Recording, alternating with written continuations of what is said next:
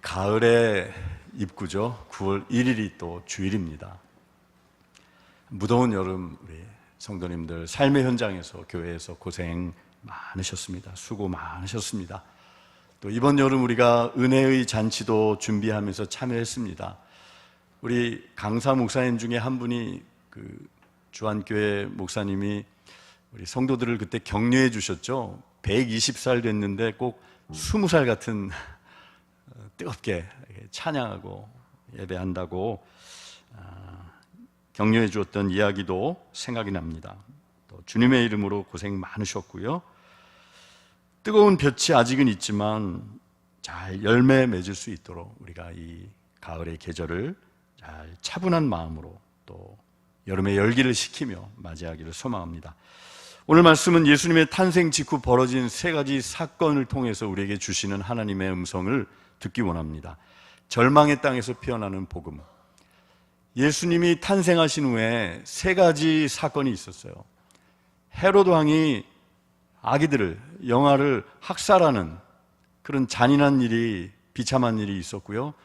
예수님께서 그 땅을 피하여 애굽으로 피난민 신세가 되어서 난민으로 살아가셨던 시간, 그리고 이스라엘의 가장 소외된 땅이었던 갈릴리 가버나움으로 이주하셔서 그곳에서 살아가시게 된 그 이야기, 이 세 가지 예수님의 탄생 직후의 사건을 통해서 우리에게 주시는 하나님의 음성을 듣기 원합니다.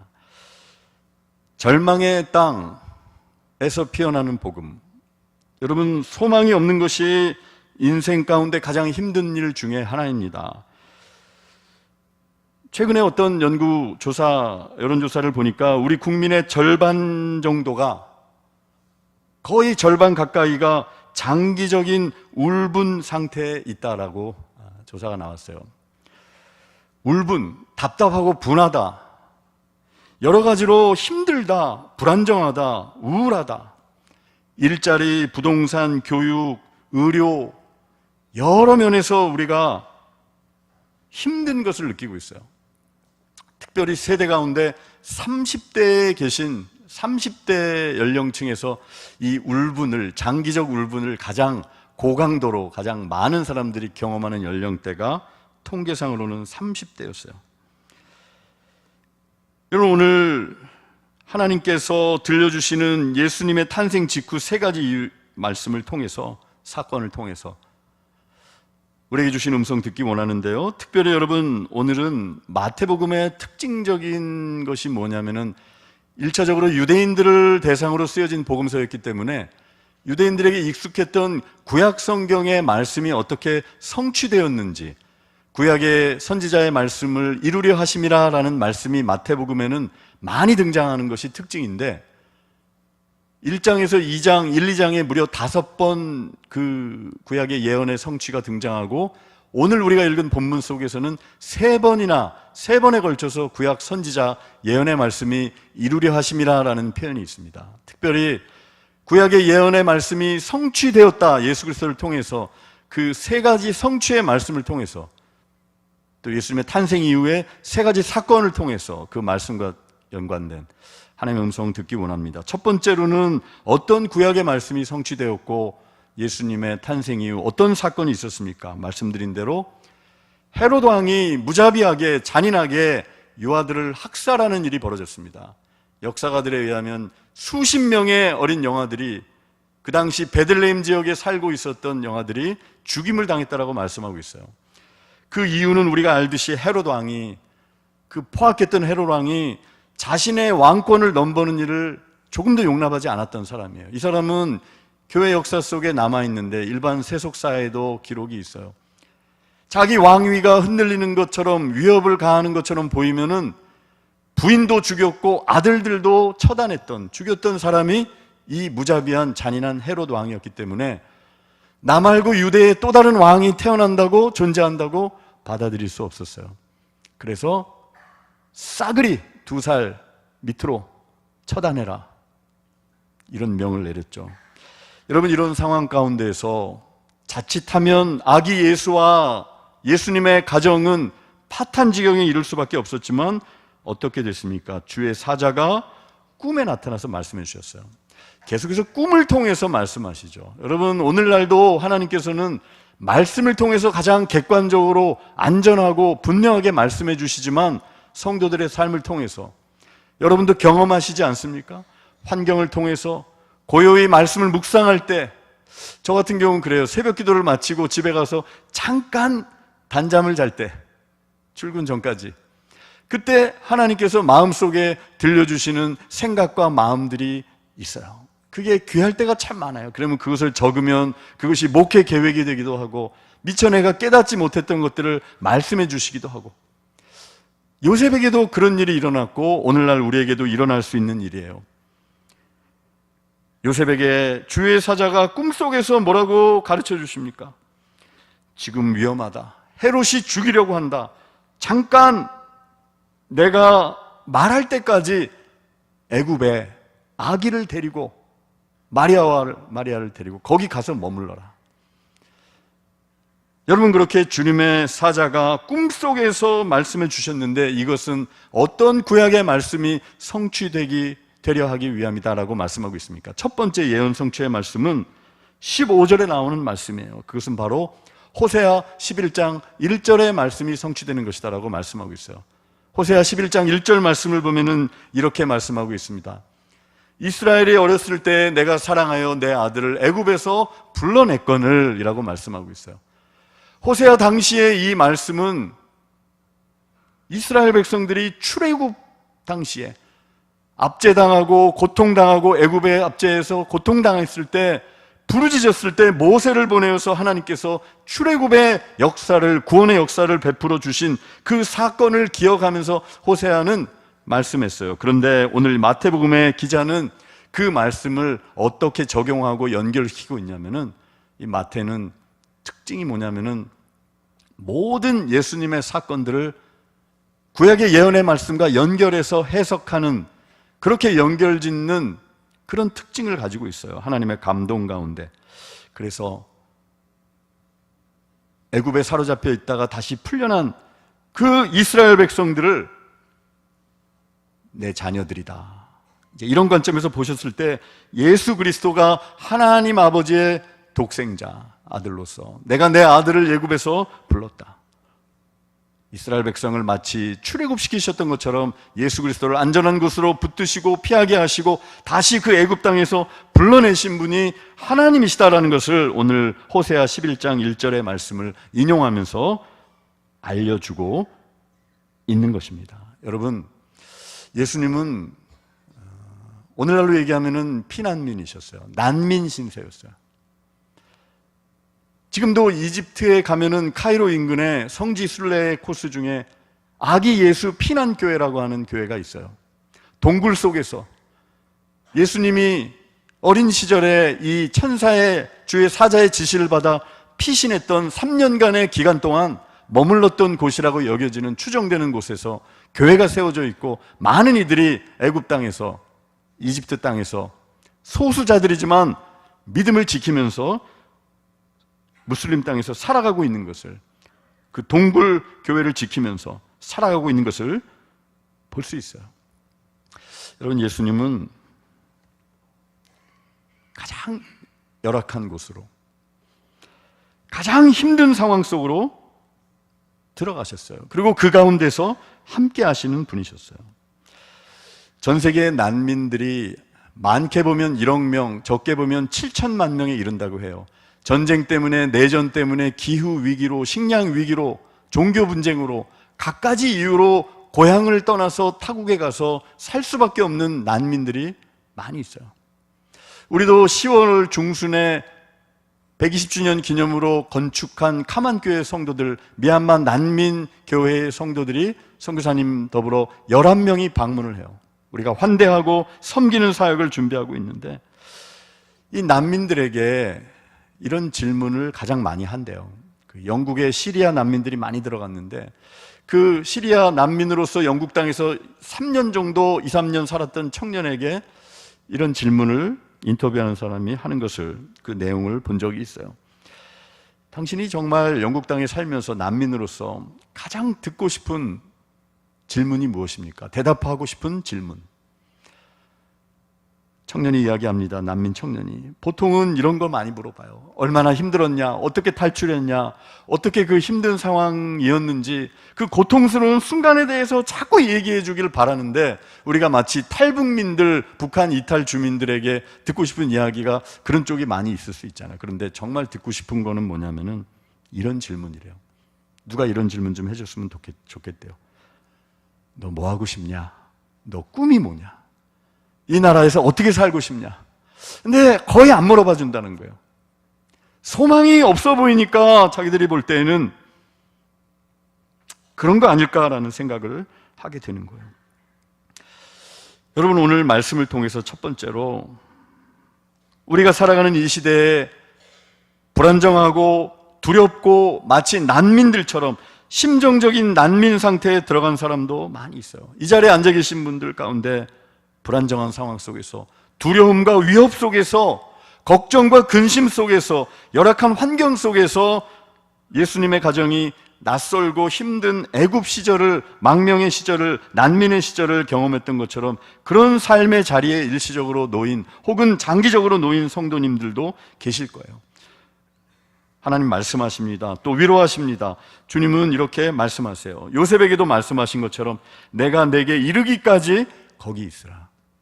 하나님의 계획이 있고 내가 때가 되면 너를 애굽에서 다시 불러낼 것이다. 내가 내 아들을 애굽에서 불렀다. 오늘날도 하나님의 자녀된 우리들, 택한 백성, 아들, 딸 된 우리를, 예수 그리스도를, 이스라엘을 살리시고 출애굽시키신 것처럼, 예수님을 보호하시고 이끌어내신 것처럼 오늘날도 하나님의 자녀, 아들, 딸들을 주님께서는 반드시 보호하시고 정한 시기까지, 때로는 어려움을 당하기도 하시지만 말씀이 이루어지는 것처럼 내가 내게 이를 때까지 거기 있으라.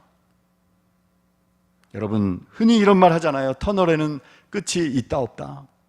아무리 긴 터널도 끝이 있는 거예요. 하나님의 말씀이 이루어지는 것이고 하나님 우리를 보호하시고 택하신 자녀의 길을 붙드시고 구원의 역사에 귀하게 쓰임받게 하기 위해서 하나님은 이끄시고 애굽에서 이스라엘을 불러내셨듯이, 아기 예수를 다시 불러내셔서 구원사역을 감당케 하셨듯이 고통 가운데 난민처럼, 아니면 힘겨운 가운데 있는 저와 여러분들을 애굽에서, 그 죄악에서, 수렁에서 붙드시고 끌어내주시는 그 주님이 함께 하신다라는 사실을 기억하심으로 위로와 소망을 복음 안에서 발견하실 수 있기를 바랍니다. 오늘 두 번째로 말씀을 보면은 구약의 예언의 말씀이 성취되는 내용이 나오는데 그것은 무엇이었습니까? 헤롯의 암살. 수십 명의 어린 무고한 영아들이 죽임을 당했어요. 그때 그 상황을 구약의 예레미야 31장 15절 이하의 말씀을 통해서 이 말씀이 이루어지게 하기 위함이다라고 마태복음의 기자는 이야기합니다. 예레미야 31장 15절에 보면은 이렇게 말씀하고 있어요. 오늘 성경에도 나와 있죠. 18절에 구약의 말씀 보면은 여호와께서 이같이 말씀하시니라. 이와 같이 라마에서 슬퍼하며 통곡하는 소리가 들리니 라헬이 그 자식 때문에 애곡하는 것이라. 그가 자식이 없어져서 위로받기를 거절하는도다. 여러분, 이 말씀에 보면은 라마라는 지명이 나옵니다. 이 당시에 이 말씀이 주어진 것은 이런 배경이에요. 바벨론 포로로 젊은이들이, 자녀들이 잡혀갈 때 라마라고 하는 지역은 바벨론으로 포로로 잡혀가거나 혹은 바벨론에서 죽임을 당하고 다시 시신이 되어 고향으로 돌아오는 사람들을 볼 수 있었던 그 자리예요. 거기서 통곡하는, 자식을 잃어버려 고통 가운데 통곡하는 이스라엘 여인들의 대표로서 믿음의 조상의 아내였던 라헬을 등장시키고 있어요. 라헬이 자식이 죽었기에 그 어떤 위로로도 위로가 되지 않기 때문에 위로받기를 거절하였다라고 말씀하고 있어요. 여러분, 이 말씀을 통해서, 이 예언의 말씀이 성취된 것을 통해서 우리에게 주시는 말씀은 뭐예요? 그 어떤 것도 위로가 되지 않는 세상을 우리는 살아가고 있어요. 이 이스라엘 백성들이 살아가던 이 당시도 그랬어요. 그런데 여러분, 구약시대의 예레미야 31장 15절 말씀을 통해서 위로받기를 라헬이 거절했지만 이어지는 16절 말씀을 보면은 이렇게 말씀해 주고 있어요. 그들이 같이 한번 읽겠습니다. 그들이 그의 대적의 땅에서 돌아오리라. 여호와의 말씀이니라. 아멘. 여러분, 라헬이 고통 가운데 위로받기를 거절하고 처참하게 다 망가진 상황을 이야기하고 나서 바로 주님께서는 그러나 그들이 대적의 땅에서 돌아올 것이고, 예레미야 31장 뒷부분에는 우리가 잘 아는 새 언약의 말씀, 메시아이신 예수 그리스도가 오셔서 새 언약을 맺으시고 죄를 용서해 주시고 자유케 하신다라는 그 약속의 말씀, 소망과 위로의 말씀을 구약에서 전해주고 있는 거예요. 여러분, 그런 맥락에서 마태복음의 기자는 이 예레미야 31장의 말씀을 인용해서 우리 주님께서 탄생하실 때, 여러분, 우리가 성탄절 다음에 바로 이어지는 본문이잖아요. 크리스마스 캐롤송이 울리고 아기 예수가 평화롭게 누워있는 그런 엽서에서 볼 수 있는 상황 속에서 예수님이 오신 것이 아니라 가장 박해받고 고통받고 눈물이 있는 자들의 눈물을 씻어주기 위해서 예수님이 그 가운데 오셨다라는 사실을, 참된 위로자로 오셨다라는 사실을 우리는 발견할 수 있는 거예요. 마태가 우리에게 알려주는 주님은, 예수님의 초상은 그런 모습이에요. 히브리서 2장 18절에 그래서 이렇게 말씀하고 있습니다. 그가 시험을 받아, 우리 같이 한번 읽어보겠습니다. 그가 시험을 받아 고난을 당하셨은즉 시험 받는 자들을 능히 도우실 수 있느니라. 아멘. 예수님이 어떠셨다고요? 고통 가운데 시험 받으시고 고난 받으셨지만 그렇기 때문에 시험 받는 자들을 능히 도우실 수 있다라고 말씀하고 있어요. 여러분, 정원에 꽃나무가 있어요. 이런 말이 있죠. 정원사는 그 꽃나무가 병들었을 때, 아플 때 나무 가장 가까이에 있다. 여러분, 우리 주님께서도 이 자리에 지금 예배드리고 계신 성도님들, 말씀을 듣는 성도님들, 혹은 온라인으로 형편이 여의치 못하여 병상에서 예배드리시는 분들, 가장 고통스럽고 아픈 순간에, 통곡하고 라헬이 우는 세상의 위로를 거절하는 순간 가운데 우리 주님이 함께 하시고, 임마누엘의 주님은 바로 그 자리에 함께 계시고 구원해 내시는 분이라는 사실을, 위로해 주시는 분이라는 사실을 꼭 기억하실 수 있기를 바랍니다. 저는 말씀을 준비하면서 교회의 역사를 조금 생각해 봤어요. 두 가지 사건이 떠올랐어요. 여러분, 한번 교회사 속에 나오는 이야기를 하나 들어보세요. 고통 속에 피어나는 복음의 꽃과 관련된, 다음 달이면은 종교개혁 주일이 있죠. 독일과 프랑스 접경에 슈트라스부르크라는 도시가 있어요. 뭐 독일에 속했다가 프랑스에 속했다가 왔다 갔다 하는, 프랑스에 속했는데, 종교개혁자 칼빈이 내 목회와 신학의 여정 가운데 가장 아름다운 시절로 기억되는 목회지는 어디였는가라고 했을 때 꼽은 지역은 어디였냐면 슈트라스부르크였어요. 화려한 제네바가 아니었어요. 종교개혁이 완성된 슈트라스부르크에서 그가 어떤 사역을 했냐면요, 처음에 칼빈이 자신만만해가지고 지식도 있고 막 자신의 능력을 과신하다가 제네바에 가서 종교개혁자로 초청을 받았는데 실패했어요. 거기서 이제 막 정치 구도에서, 그래서 쫓겨났어요. 1년 뭐 이렇게 좀 사역하다가. 그래서 터덜터덜 낭망하며 책이나 써야 되겠다 이러고 있는 순간에 목회 임지 제안이 들어왔어요. 슈트라스부르크에서 난민들을 섬겨주세요. 여러분, 이 슈트라스부르크에는 당시에 프랑스의 가톨릭의 박해를 피하여 위그노라고 하는 고난 속에 연단된 성도들이 난민으로, 이 비교적 종교의 자유가 보장된 슈트라스부르크에 와가지고 교회 공동체를 이루는데 목회자가 필요했던 거예요. 그래서 칼빈은 제안을 받아들이고 3년간 거기서 난민 목회를 해요. 지금도 그 슈트라스부르크의 방패교회라는 교회가 그 교회예요. 그때를 돌아볼 때 가장 아름다운 시절이었다. 가장 은혜가 있었다. 힘든 사람들과 힘든 곳에서 했지만, 그 당시에 이 칼빈이 목회했던 그 슈트라스부르크의 방패교회, 교회 헌금의 대부분이 이주민 난민들과 고아들을 위해서 사용됐고요. 그리고 이거는 좀 신학을 하시는 분들에게 조금 더 다가올 수 있지만 우리 신학생들에게 여러분도 한번 좀 들어봐 주세요.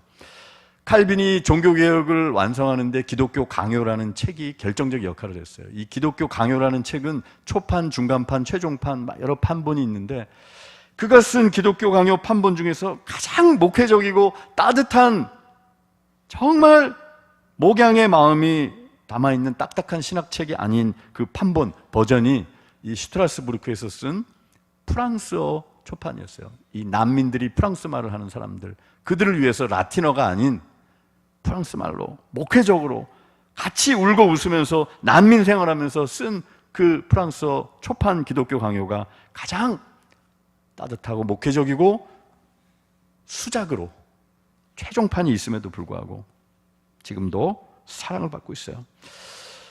성도 여러분, 가장 어려운 순간에 하나님의 은혜가 있는 거예요. 아, 그 시절이 정말 어려웠지. 그러나 내 여정을 돌아볼 때 그때가 정말 하나님의 특별한 은혜가 있었어. 특별한 하나님의 진한 은혜의 흔적이 있었어. 여러분, 이렇게 오늘 여러분의 상황 속에 그렇게 주님이 말씀해 주시지 않습니까? 또 하나의 종교 개혁사, 또 하나의 교회사 속에 있었던 일을 말씀드릴게요. 이 18세기에 독일에 이 헤른후트, 그러니까 진젠도르프라고 하는 하나님의 사람이 있었어요. 이 사람은 백작이었어요. 백작 들어보셨죠? 왕으로부터 영지를 받아가지고, 귀족이죠, 대대로. 그 영지가 있었는데 이 진젠도르프라고 하는 사람이 어느 날 그 자기의 영지에 저 보헤미아 사람들, 신앙의 자유를 찾아서 박해를 피해서 온 난민들이 막 들어와 살기 시작한 거예요. 아니, 남의 땅에 들어와가지고 무단으로 그렇게 사는 거예요. 그런데 거기 아니면은 죽음이에요. 근데 이 찐젠도르프가 하나님이 마음에 감동을 주셨어요. 저들을 품자, 내 영지에. 그래가지고 그들을 위해서 공동체를 세웠는데 그 공동체의 이름이 헤른후트라고 하는 공동체예요. 주님은 나의 피난처입니다. 주님이 보호하시는 곳입니다. 그런 뜻이에요.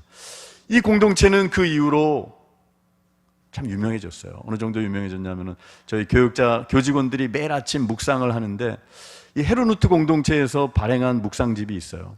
400년 됐어요. 이게 개신교에서 가장 오래된 묵상집이에요. 매년 발행해요.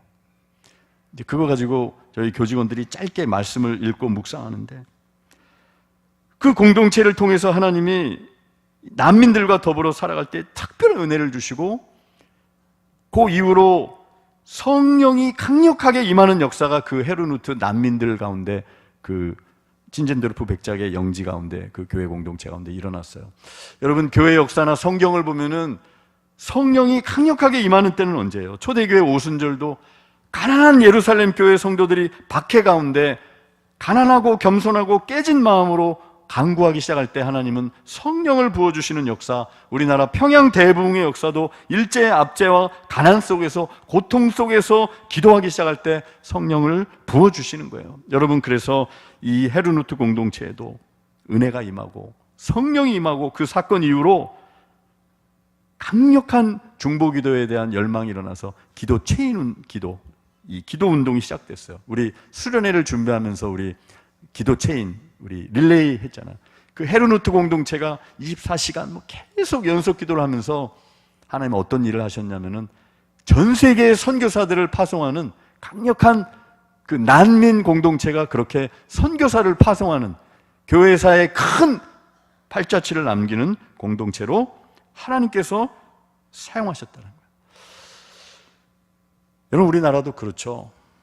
초기에 우리나라에 40년대, 50년대 북한에서 아직 6.25가 벌어지지 않고 38선 휴전선이 갈라지기 전에 공산 정권이 들어설 것 같으니까 신앙의 무신론의 그 세계에서 박해와 신앙의 자유를 찾아 남쪽으로 내려온 난민, 피난민 성도들에 의해서 우리 한국교회에 큰 영적인 기틀이 세워졌어요. 우리 이번에 강사로 오신 그 영락교회도 그랬죠. 그 6.25 직전에 배단이 천막교회에서 그 피난민들이 북한에서 신의주 이쪽에서 내려온 분들이 세운 거예요. 6.25가 났을 때 전국에 흩어진 피난민들이 가서 예배를 드리면서 고난 속에서, 여러분, 이 사건, 오늘 이 통곡하는, 이 애통하는 상황 속에서 난민이 되신 예수님, 고통 속에서 주님은 말씀하십니다. 저와 여러분의 혹은 우리 교회와 사회의 가장 고통스럽고 암울한 시기 가운데 그 어떤 것도 위로가 되지 않는 것 같은 상황 속에서 우리 주님은 임마누엘로 함께 하시고 네가 곧 돌아오게 될 것이다. 내가 회복시켜 줄 것이다. 우리 주님께서 오늘도 약속하시고 말씀하십니다.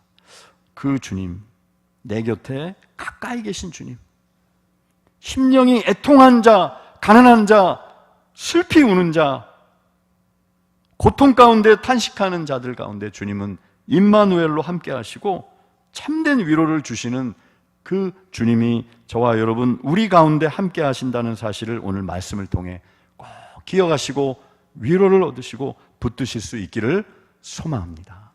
마지막으로 오늘 구약의 예언의 말씀이 어떻게 이루어졌습니까? 헤롯이 죽었어요. 자, 그러면 이제 다시 이스라엘로 가야 할 텐데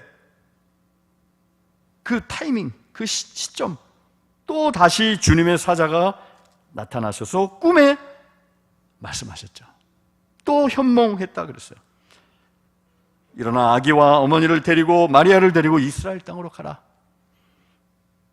아기의 목숨을 찾던 자 죽었다. 그들이 헤롯이 죽은 거예요.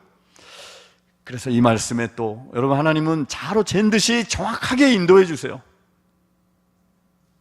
우리가 뭐 어떻게 계산해서 연구해서 알게 되는 게 아니에요. 주님이 말씀해 주시고 인도해 주셔서 요셉은 일어나서 순종해서 해서 이스라엘 땅으로 들어갔다라고 말씀하고 있어요. 그런데 한 가지 문제가 생겼죠. 소식통이 들려왔어요. 이 당시에 신문은 없었지만 뉴스는 없었겠지만 소식통이 있지 않았겠습니까? 저 유대 나라 베들레헴 유다 남쪽 나라 남쪽 지역에 아버지보다 더한 놈이 왕이 됐대. 이 헤롯 왕이 죽으면서 나라를 3등분했어요. 그래가지고 아들 셋에게 나눠줬는데 아켈라오라고 하는 왕이 팔레스타인 유대 지역을 이제 분봉왕으로 이어받았는데 이 사람은 더 악독하고 지독했어요. 그래야 나중에 심지어는 이 유대 백성들이 이스라엘 백성들이 로마 정권 거기에다가 탄원을 했어요. 이 사람 도저히 안 되겠습니다. 우리가 너무 힘들어 못 살겠습니다. 분봉왕 없애주세요. 그래가지고 폐위되는 이 사람이 정권을 잡은 걸 알고 두려워서 떨었어요. 사람이니까. 근데 우리 주님 하나님 우리 눈높이를 아시는 주님 또 어떻게 하셨어요? 꿈에 갈릴리로 가라는 지시를 하신 거예요. 여러분 갈릴리 지방 나사렛으로 이제 간 건데요. 생각지도 않았어요. 이 그림 시간표에 없었던 곳이에요. 갈릴리는 어디냐면요. 유대 베들레헴은 남쪽 지역 다윗이 태어난 곳 이스라엘의 어떤 영적인 종교적인 중심이 있는 그런 곳이었어요. 유대 나라. 그런데 갈릴리는 저 변방의 북쪽이에요. 우리 조선 시대로 얘기하면은 저기 함경도에 적들이 막 쳐들어오고 유배 보내는 그런 아주 황량하고 보잘것없고 기대할 만한 것이 없는 그런 곳으로 가신 거예요. 그런데 그것은 그냥 되어진 게 아니라 마지막으로 구약의 예언의 말씀을 이루려 하심이라 그랬죠. 23절 말씀에 보면은 나오는 이 말씀은 이사야 11장 1절 말씀의 성취라고 할 수 있어요. 이사야 11장 1절에 보면은 어떻게 말씀하고 있습니까? 이새의 줄기에서 한 싹이 나며 뒷부분 같이 읽겠습니다. 그 뿌리에서 한 가지가 나서 결실할 것이요. 예, 말씀 계속 보여주시면요. 여기에 나오는 이새는 다윗의 아버지 다윗 가문에서 그 뿌리에서 이새의 뿌리에서 하나의 가지가 나온다 그랬어요. 이 가지가 히브리어로 네제르라고 하는 단어인데 여기서 나사렛이라는 단어가 온 거예요. 정말 이 보잘것없어 보이는 이 나사렛에서 메시아가 오셔서 이 이사야 11장 1절 이하 2절의 말씀 보면 이제 메시아에 대해서 말씀하고 있어요. 결실하게 될 것이다라고 말씀하고 있는 거예요. 사랑하는 성도 여러분, 오늘 이 말씀, 이 예언의 말씀이 성취되는 것, 세 번째 말씀을 통해서 우리는 하나님의 음성을 듣습니다. 요셉의 가정을 예수님을 정말 생각지도 못했던, 어쩌면 원치 않는 곳으로 보내셨어요. 가장 북단에, 심지어 이스라엘 백성들 사이에 나사렛에서 무슨 선한 것이 날 수 있느냐라고 요한복음에 나왔듯이 변방에, 이방의 갈릴리라고 불렸던, 심지어 이방인의 땅 아니야라고 불릴 정도로 그런 어려운 땅으로 주님은 보내셨어요. 그런데 여러분, 그곳에서 주님은 결실하게 하셨죠. 아까 이새 뿌리에서 이삭이 나와서, 그 줄기가 나와서, 가지가 나와서 결실하게 될 것이라 그랬어요. 여러분, 하나님이 저와 여러분을, 예수님을 믿는 사람들을 결실하게 하시는 방식이 그거예요. 예수님을 통해서. 여러분, 마태복음은 초대교회 때부터 제자 훈련의 교과서라고 불리던 책이에요. 예수님을 따르는 사람들, 유대인들이, 교회가, 예수님을 따르는 교회의 성도들이 어떤 예수님의 길을 걸어야 할지를 가르쳐주는 그런 책이었어요. 오늘 본문을 통해서 우리에게 말씀하시죠. 가장 고통 가운데 나와 함께 하시는 분이고, 그리고 가장 낮은 곳으로, 생각지 못했던 곳으로, 변방으로, 기대할 만한 것이 없는 곳으로, 그런 곳으로 예수님이 가신 것처럼 교회의 길도, 성도의 길도, 남은 우리들의 인생은, 교회의 행보는 그런 길을, 예수님의 제자의 길을 행동으로 동참해야 한다는 것을 오늘 말씀을 통해서 우리에게 들려주고 있는 것입니다. 사랑하는 성도 여러분, 오늘 말씀을 맺으면서 개인적인 차원에서 하나님이 주시는 말씀을 먼저 듣기 원합니다. 주님은 여러분이 가장 가망 없다고 생각하는 탄식과 절망과 고통, 난민처럼 정처 없이 마음 둘 곳 없는 상황 속에서 함께 하시고, 정한 때가 이르시면 다시 부르시고 하나님의 일을 행하게 하신다는 사실을, 참된 위로로 함께 하신다는 사실을 꼭 기억하시고 힘을 얻고, 그 주님이 임마누엘 하시고 함께 하신다는 사실을 오늘 말씀을 통해 기억하실 수 있기 바랍니다. 그리고 마지막으로 또 한 가지, 우리 개인과 성도의 삶 가운데 적용하면서 우리 주님이 걸어가신 길은 나사렛 사람이라 칭하리라. 저 유명한 중심지 그곳이 아니라 나사렛 사람이라 칭하리라 하심을 이루려 하심이라. 변방의 어려운 곳에서, 여기서 뭐가 될까 하는 곳에서 복음으로, 은혜로 결실하게 하시는 그 주님의 길을 우리는 따라가야 된다. 여러분, 우리가 그런 길을, 우리의 남은 인생은 부족하지만 가급적 힘을 내어서 선택하고 걷기를 원합니다. 여러분, 그런 곳에 은혜가 있는 거예요. 종교개혁자 칼빈이 화려한 도시에서가 아니라 난민들과 함께 섬기며 사역 감당했을 때가 특별한 은혜가 있었던 것처럼, 헤른 후트 공동체의 그런 일들이 난민들의 공동체에서 하나님이 놀라운 일을 이루신 것처럼 우리도 그 자리를 찾아가라고 부르세요. 오늘 우리가 살아가는 시대를 되돌아보면, 말씀을 준비하면서 우리 주변에 정치적인 이유로 난민으로 온 사람은 뭐 우리나라에 그렇게 많지 않아요. 아직 우리가 그것에 익숙하지 않기 때문에 정식 난민은 많지 않죠. 그러나 심정적으로 난민된 이들이 많아요. 어려움 가운데. 지난 수요일에도 우리 교회가 20년 이상 감당하고 있는 귀한 사역이 있죠. 성도님들이 정성을 한 달에 한 번 모아주시는. 그래서 주민센터에서 사회복지 담당하는 분이 두 분이 오셨어요. 꼭 좀 뵙고 이렇게 시간을 갖자고. 그래서 제가 이제 이렇게 기도하는 마음으로 그 대상 되시는 분 대화를 나눴어요. 그 사회복지하는 그 공무원분께서 정말 심혈을 기울여서 선정했다 그러더라고요. 법의 테두리에서는 도와줄 수 있는 방법이 없는데 정말 병원비가 필요해서 고통 가운데 있는 이분이었는데 너무 고맙습니다. 교회 너무 고맙습니다. 그래서 제 마음에도 감동이 있었어요. 그래서 제가 만나기 전에 제가 아끼는 카드 한 장이 있었어요. 저기 옛날에 종교개혁지 가서 한번 사온 좋은 카드가 있어서 거기다가 위로의 성경의 말씀을 한 구절 적어드렸어요. 그날 그 묵상 책에 나오는 그 말씀을 적어드리고 기도해드렸어요. 여러분, 우리 주변에 오늘날 홀로 있는 고통 가운데 요양원에서 어려운 시절을 보내며 병상에서 계신 분들이 많아요.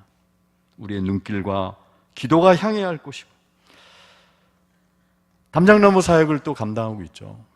우리 주변에 섬기고, 이게 어려운 자리예요. 사실은 우리가 섬기는 분들, 인기 없는 사역일 수 있어요.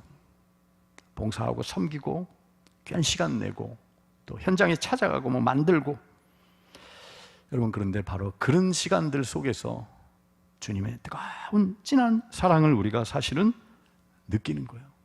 어려운 곳에서, 좀 힘든 곳에서. 다음 달에 오게 되는 우리 미얀마 난민 성도님들도 우리가 그런 마음으로 환대하고 또 같이 섬기기를 원해요. 수요일 날 드려지는 중보의 기도는 우리 자신만을 위한 기도가 아니에요. 통일을 위해서, 나라를 위해서, 어려운 이웃들을 위해서, 고통 가운데 있는 분들을 위해서 구체적으로 기도하고 하나님의 살아계심을 경험하고 중보하는 시간이에요. 오늘도 우리 주님께서 주시는 이 말씀을 붙들고, 하나님 정말 소망 되시는 주님이 함께 하시는 줄 믿습니다. 난민이셨던 주님께서 함께 하시고 이 고통 가운데 임재하심을 믿습니다. 그리고 나사렛 사람이라 칭하시고 거기서 성장하시고 사역하신 예수님처럼 우리가 남은 인생을, 또 우리 교회가 어떤 길을 선택하고 어떤 길로 예수님의 제자로 걸어가야 할지 오늘 말씀을 통해서 보여주셨으니까, 우리도 그 길을 걸을 때 가장 기쁜 순간, 감격적이고 아름다웠던 순간이 바로 그 길을 걸을 때 주님께서 허락해 주시는 은혜, 그것을 다 체험하시고 누리시는, 그렇게 하반기 새로운 계절을 맞이하실 수 있는 저와 여러분 되시기를, 우리 교회 되기를 소망하고 축원합니다. 아멘. 오늘 말씀을 기억하면서 우리가 응답의 찬양을 드리기 원합니다. 우리 복음성가 중에 꽃들도라고 하는 찬양이 있어요. 아마 아시는 분 많이 계시고 아마 들어보셨을 거예요. 처음 혹시 부르시는 분도. 이 찬양은 일본에서 사역하는 사람이 지었다라고 알려져 있어요. 정말 전 세계에서 복음화율이 가장 낮은 열악한 곳이에요. 1%대를 늘 왔다 갔다 하면서. 그러나 이곳에 생명샘이 솟아나고 주님이 함께 하실 때 머지않아 열매 맺히고, 열매 맺힐 것이다. 예수님 때문에. 그래서 찬양하자. 우리 그런 가사를 담고 있어요. 우리 이 찬양을 드리고 기도했으면 좋겠습니다. 꽃들도 찬양 드립니다.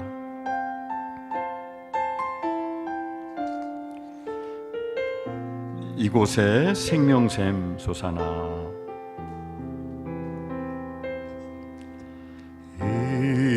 이곳에 생명샘 솟아나 눈물 골짝 지나가되 머지않아 열매 맺히고 웃음소리 넘쳐나리라.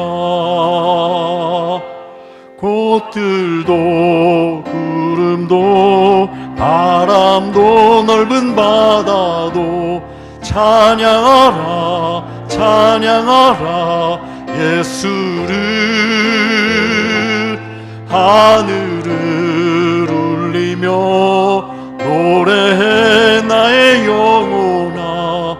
은혜 주 은혜 주 은혜 주.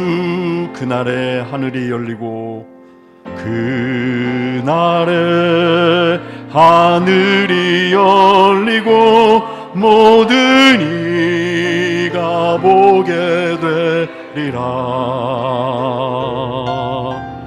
마침내 꽃들이 피고 영광의 주가 오시리라. 꽃들도 구름도 바람도 넓은 바다도 찬양하라 찬양하라 예수를. 하늘을 울리며 노래해 나의 영혼아. 은혜 주 은혜 주 은혜 주. 오늘 말씀을 생각하며 이 찬양 가운데 우리가 기도하기 원합니다. 하나님, 내가 인생의 가장 고통스러운 순간, 심정적으로나 육신적으로 난민과 같이 소망이 없는 상황 속에 있습니다. 하나님, 그 가운데 함께 하시는 주님이심을, 애굽에서 불러내시고 아들을 부르시는 구원하시는 주님이심을 믿습니다. 하나님, 함께하여 주시고 위로의 주님 손을 놓지 않게 해주시고, 하나님, 나사렛으로 가신 것처럼 하나님, 저도 이제 주님의 손 붙들고 주님의 임재가 있는 그곳으로 걸어가게 하여 주옵소서. 우리 그렇게 한번 기도하겠습니다. 하나님 아버지, 오늘 말씀을 들었습니다. 하나님, 고통 가운데 하나님 아버지 우리가 살아가고 있습니다. 울분과 아버지 하나님 분노와 한숨이 팽배한 세상 속을 살아가지만 우리는 그 가운데 주님이 오셨고 임마누엘 하시고 생명을 주시고 말씀을 성취하시고 소망을 이루시는 분이심을 믿습니다. 내가 내 아들을 애굽에서 불렀다라고 말씀하시는 그 주님, 위로의 주님 함께 해주시고, 이제 아버지 주님과 함께 나사렛으로 걸어가게 해주셔서 고통 가운데 복음의 꽃이 피어나는 것을 경험케 하여 주시옵소서. 자비의 하나님, 고통 가운데 복음의 꽃이 피어나는 것을 우리의 인생과 삶의 현장에서 보게 하여 주실 줄을 믿습니다. 감사드리며 예수 그리스도의 이름으로 기도드립니다. 아멘.